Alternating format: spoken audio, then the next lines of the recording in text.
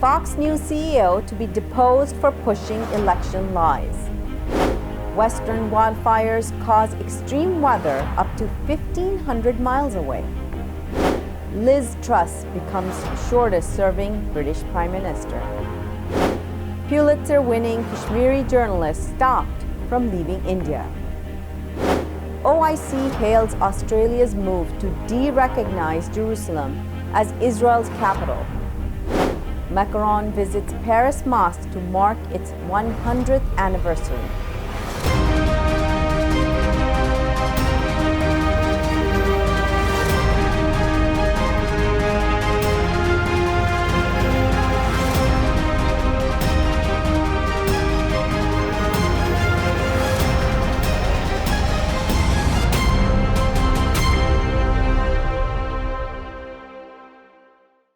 From Washington, D.C., this is the Muslim News on Muslim Network TV. Assalamu alaikum, I'm Hena Zuberi. Our top story tonight. Fox News CEO Suzanne Scott will be deposed in the $1.6 billion defamation lawsuit filed against the media giant by Dominion Voting Systems, the New York Times reported Wednesday. Dominion is suing Fox and allies of former President Donald Trump for claiming its electronic voting machines stole votes from Trump in the 2020 election. The allegations are among the debunked conspiracy theories about the 2020 election. Scott is one of the central figures in the lawsuit against Fox. Dominion Voting Systems accuses Fox executives of juicing ratings and profits by repeatedly airing false information about Dominion, the Times reports. A judge has granted Dominion access to Scott's emails and text messages from the period after the 2020 election. At the time, Fox anchors and guests amplified some of the most outrageous falsehoods about Dominion and its supposed role in a plot to steal the election, claims the lawsuit. Fox maintains that its broadcasts are protected under First Amendment free speech protections. Body camera footage released Tuesday reveals Florida Governor Ron DeSantis' efforts to punish Florida residents for alleged voter fraud. One journalist said DeSantis is targeting not scheming fraudsters, but rather people who were led to believe they were legally allowed to vote. The Tampa Bay Times obtained several videos of arrests of people accused of voting illegally by DeSantis' new Office of Election Crimes and Security. The office was established earlier this year under the Florida State Department. It works with state and local police officers. The videos obtained through public records requests show arrests made on August 18th. This was shortly before DeSantis spoke publicly about the new law enforcement office.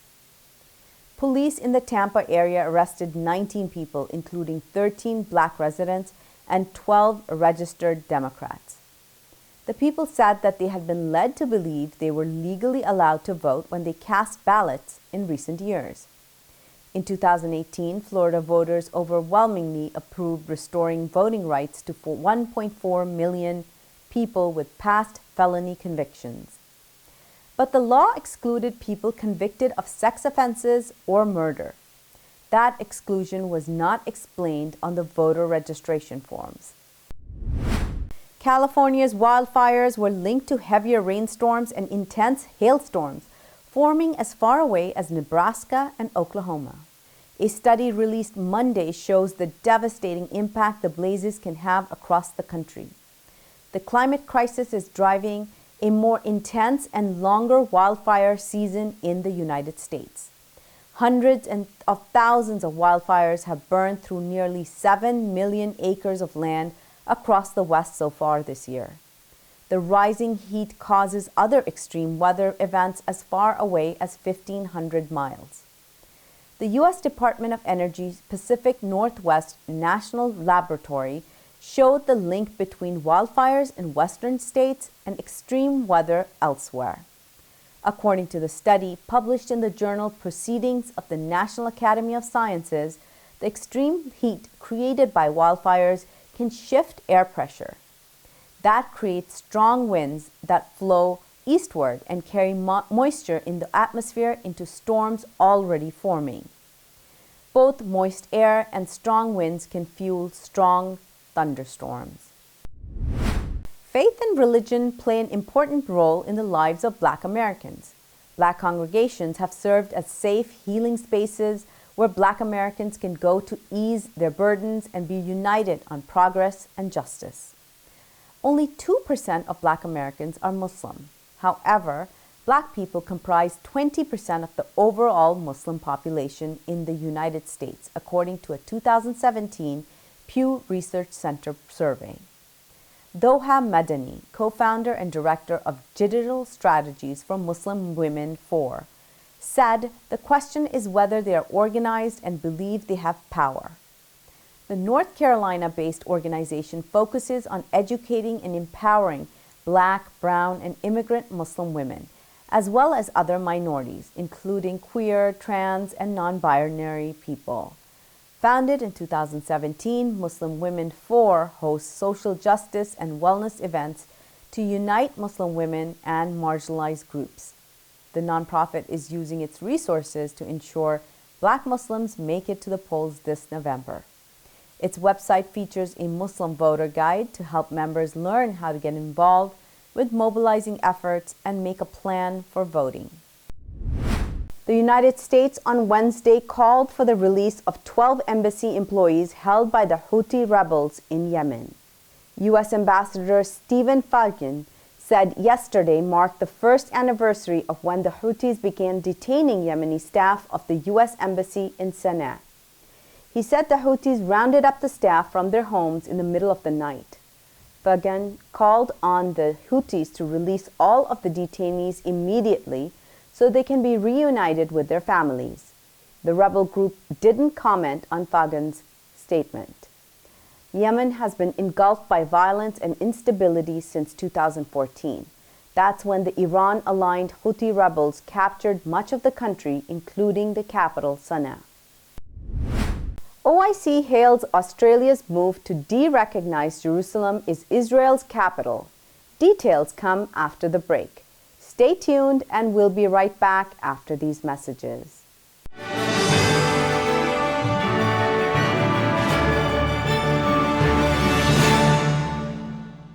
A free 3-minute online chat can give you the personalized tips you need to start boosting your retirement savings today.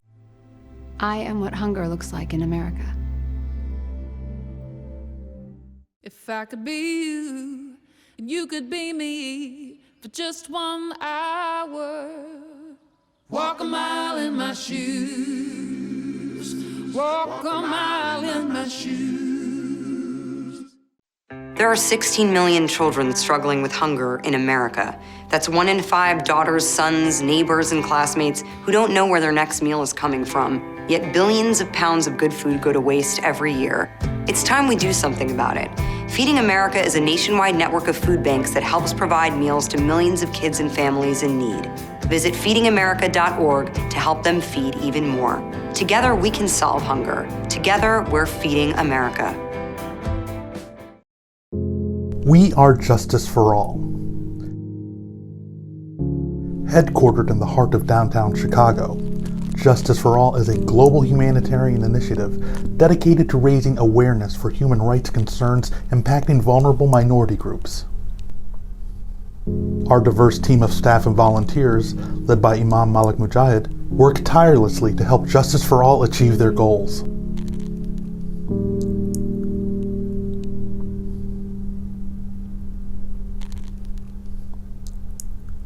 We promote policies that protect religious freedom, address the root causes of mass displacement, and recognize the plight of refugees and forced migrants. Together, we can continue to stand up for justice. Justice for all.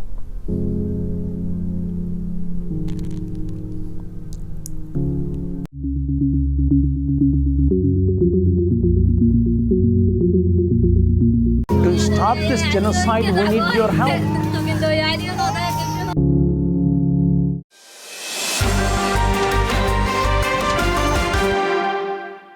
Welcome back. The Organization of Islamic Cooperation on Tuesday welcomed a decision by the Australian government to end its recognition of West Jerusalem as Israel's capital. The Jeddah-based group hailed Australia's commitment to the two-state solution. It added that the Australian move aligns with international law and relevant United Nations resolutions. The Pan-Islamic Organization called on all states that recognize Jerusalem as Israel's capital to reverse that stance against international legitimacy. Australian Foreign Minister Penny Wong said his country had reversed its recognition of West Jerusalem as Israel's capital. In 2018, then Prime Minister Scott Morrison's government said it would recognize West Jerusalem as Israel's capital, but would not move its embassy from Tel Aviv, at least not until a peace settlement is reached. The Palestinian Authority, which rules the West Bank, and Hamas, which rules the Gaza Strip, both applauded the Australian move. A top advisor to Iran's supreme leader and former foreign minister emphasized the need to restore diplomatic ties with Saudi Arabia. Ali Akhtar Velayati said Wednesday Iran and Saudi Arabia are neighbors and must coexist with each other. The former top Iranian diplomat and advisor on international affairs to Ayatollah Ali Khamenei said both countries' embassies must be reactivated to solve problems. The two countries severed diplomatic relations after a Saudi diplomatic mission in Tehran was attacked by angry mobs in January 2016. The incident was prompted by the execution of Shia Saudi cleric Sheikh Nimr al-Nimr. Since last April, both sides have been engaged in negotiations, brokered by Baghdad, to restore diplomatic ties.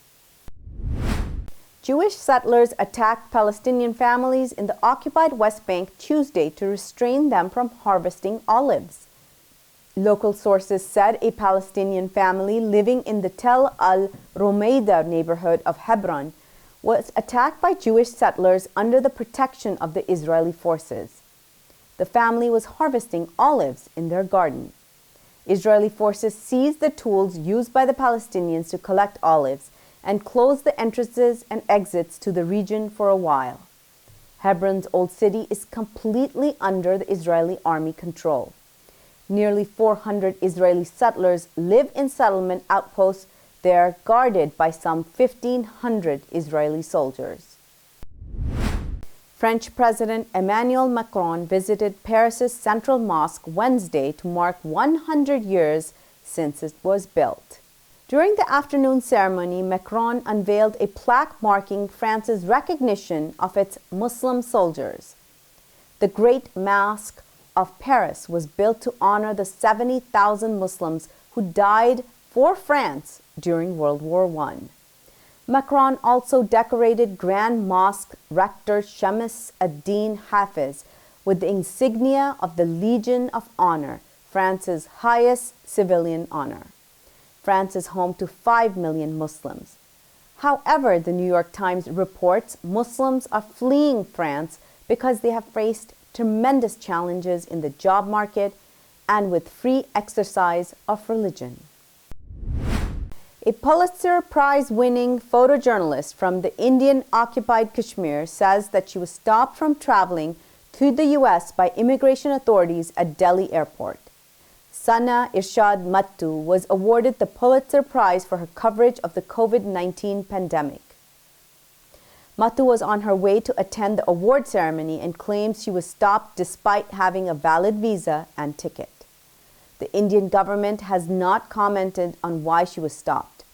News agency PTI quoted Jammu and Kashmir police officers as saying that she had been placed on a no-fly list. Mattu told Al Jazeera she was heartbroken.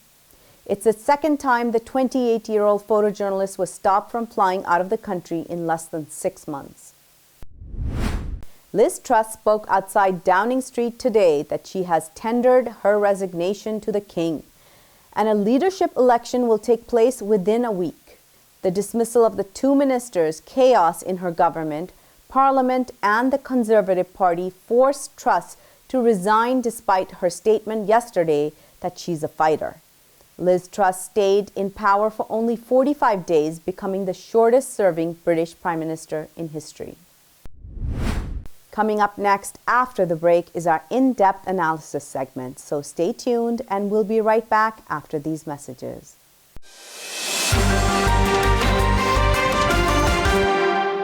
If I could be you, and you could be me for just 1 hour.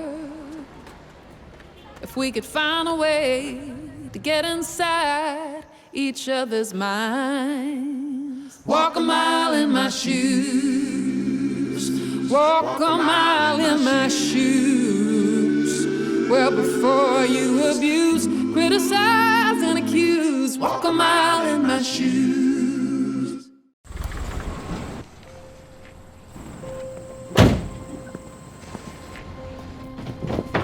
Dad, they took over my bedroom. Come on, come on. Okay, Dad. 1, 2, 3. Dad!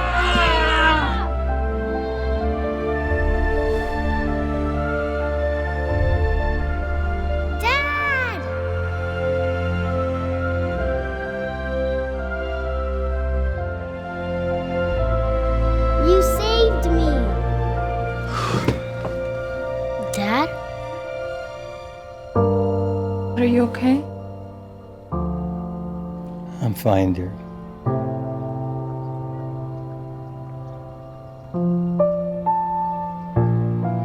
Your hero needs you now, and AARP is here to help.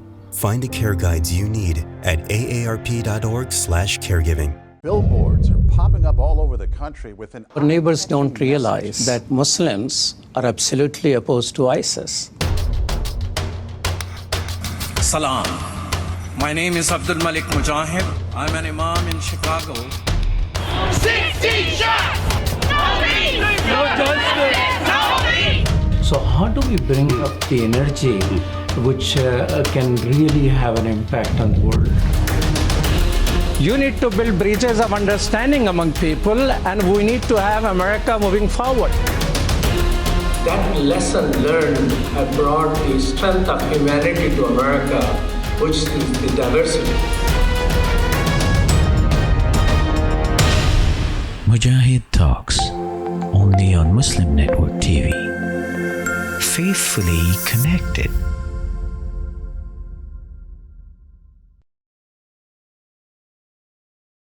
Assalamu alaikum! I love Adam's World because it makes me learn in a fun way. That Adam has a green face and orange hair. I like this song. I like how Adam sings. I like Adam's World because it makes me happy.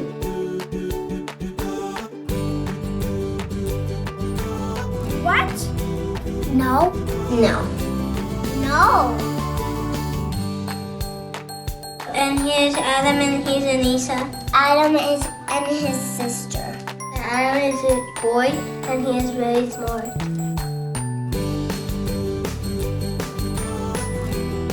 Download the new Adam's World app at adamsworldapp.com and let's help tomorrow's Muslims today.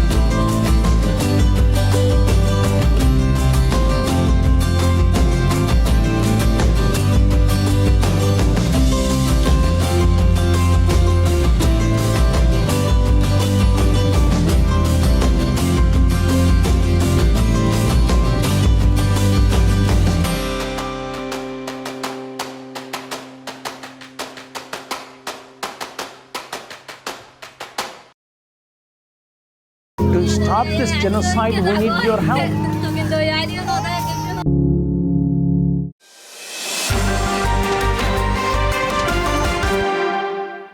Welcome back. Brazilian Muslims are demanding Harvard University return the skull of an enslaved Muslim leader. To learn more about this, let's go to Imam Abdul Malik Mujahid. Over to you, Imam Mujahid.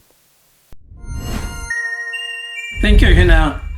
Islamic community in Brazil, to be specific, Salvador in the Brazil's Bahia province, state, is asking Harvard University to return the skull of Muslim rebels who fought in 1835 to liberate themselves from the landowners, white landowners and black slaves. Black slaves were more educated and more invested in their faith and in their culture than the white landowners. Unfortunately, rebellion fell, and there were, 600 of them. Many were killed, many were murdered and tortured and imprisoned and then deported.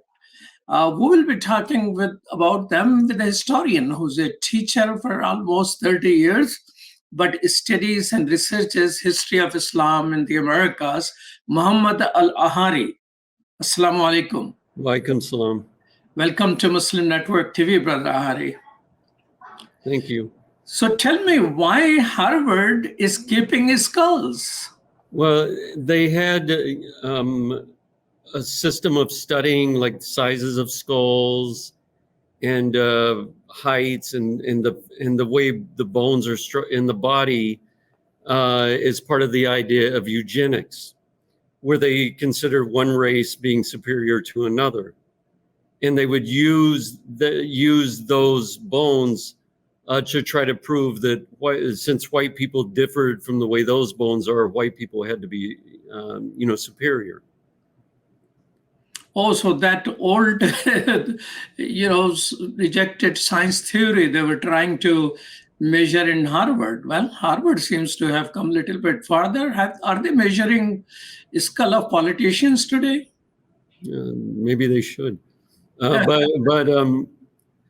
the science was disproven, around the time of World War II, because, Nazi Germany used it to try to say that Slavs and Gypsies and Jews and Africans were all inferior to the Nordic race, to the Aryan race. By measuring it, of course. So what do we know about, Bahia, Brazil's African slave rebellion?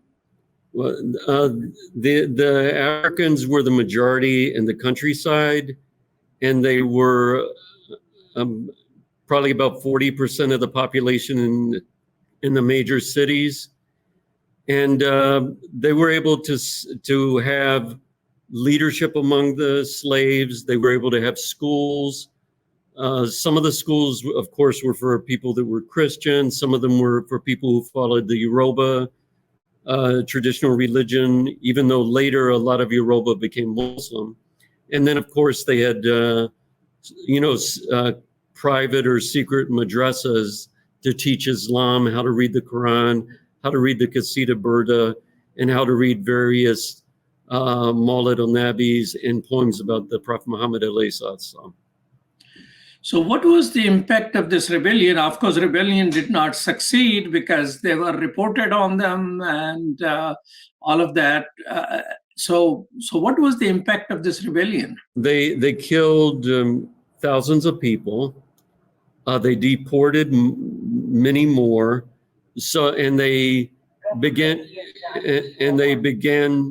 to force people to convert to be Catholic. So over time, between genocide, between deportation, between jailing, and between forced conversions, the majority of the Africans ended up being no longer Muslim in Brazil by probably around 1910.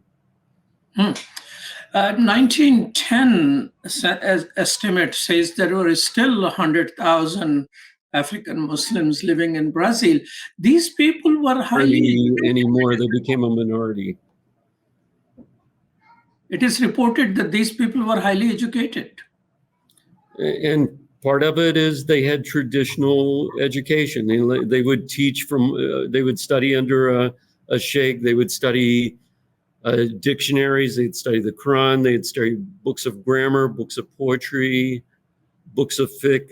And excerpts of many of those texts are available there's roughly 700 pages of manuscripts that exist from the time of Bahia. So, in Arabic and in a handful in other African languages in Arabic script. Where are these manuscripts? Probably about 250 pages are in the Geological Research Society in Brazil. Havare Library in France has several of them. So, and then I'm not sure where the rest of them are. So those people who were deported, where did they end up? The people that were deported, a large majority of them went to Nigeria. Some of them went to Liberia, and believe it or not, several of them ended up in the United States. Oh, and Canada. So some of those people who went to Nigeria, there was some report that Brazilian Muslims were the one who established the first mosque in the largest city of Nigeria. Is that correct information? It's still there today. So that mosque still exists? It still exists. It's the first mosque in Lagos, which was at that time the capital. Now, so Muslims today seems to be asserting themselves, and from that city where they rebel, Salvador, they are asking Harvard to return the skull of that Muslim leader. So Islam seems to be continuing to be present in those parts of the world. Well, even after a lot of the Muslims in Brazil got deported, there were still their descendants, their grandchildren, their great-grandchildren, and many of them still remembered words of Yoruba, words of Hausa, a handful of words of Arabic. And it took quite a while before they gave up their traditional food and their traditional dress. Do you agree with this opinion that although rebellion itself failed, that forced the conversation in Brazil to end the slavery and things of this nature? Do you agree with that? I would say that quickened the end of slavery. Well, Muhammad Al-Ahari, thank you so much for your work, and thank you for your time being with us at Muslim Network TV. Yeah, thank you, Aki. Back to you, Hena. Thank you so much, Imam Mujahid. That's all from our Washington studios tonight. Thank you for tuning in. You can find previous episodes and more on our YouTube or Facebook. For more content, keep watching Muslim Network TV or visit muslimnetwork.tv. Assalamu alaikum and good night.